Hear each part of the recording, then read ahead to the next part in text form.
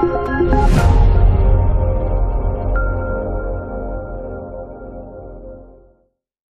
afternoon, guys and gals. It's April 20th. That's right, 4/20. Not like it matters anyway. It's Abwon, and this is before you watch. Spoiler-free reviews. Hitting y'all with another Netflix movie before the granddaddy of action movies comes out next week, and that's Infinity War. Anyway, it's a big time in hip-hop right now for the ladies. Cardi B's album is doing numbers. Nicki Minaj came out of retirement to address Cardi B indirectly. You know what I'm saying? Those records was tough. Lauryn Hill, wherever she's at, supposedly got a tour coming out, which she's probably not even going to show up for. So I said, you know what? I've been hearing about this movie. I love watching movies that talk about humble beginnings in terms of entertainment. And this movie is called Roxanne Roxanne, based on Roxanne Shante, the hip-hop icon, not the you don't have to turn on the red light, not that Roxanne. So whether it's 8 Mile, Get Rich or Die Trying, or, you know, the movie about Jimi Hendrix or Hustle and Flow, all of those movies have their own little niche. They're all based on like humble beginnings, but they all have their little niche. And this movie fits in the same category. You do not need to be a Roxanne Shante fan to watch this movie. So if that's what you're thinking, that's your answer for it right there.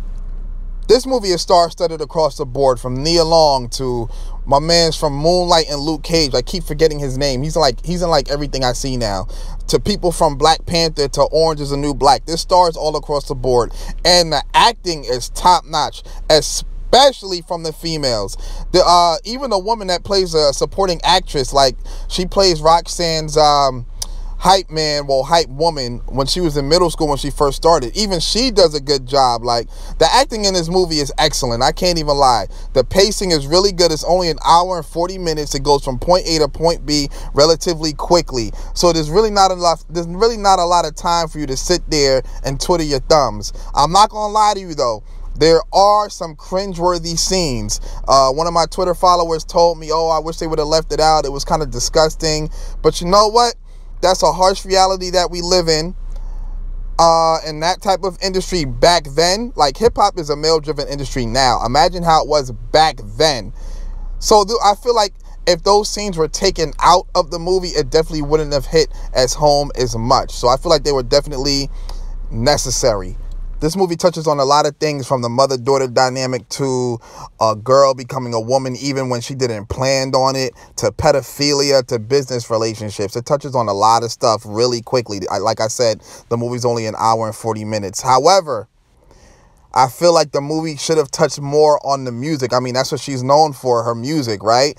You're not going to see a lot of battles like it was 8 Mile, but I still wanted to see, like, you know, how she evolved with her music. They do touch on it. I'm not gonna lie, they do touch on it. I just felt like it should have been more about it. But it's okay, because in Get Rich or Die Trying, you don't really see too much about the music either. It's more about like his background. So I get it. So in that aspect, I appreciate it, because I feel like it touched more on what people didn't see.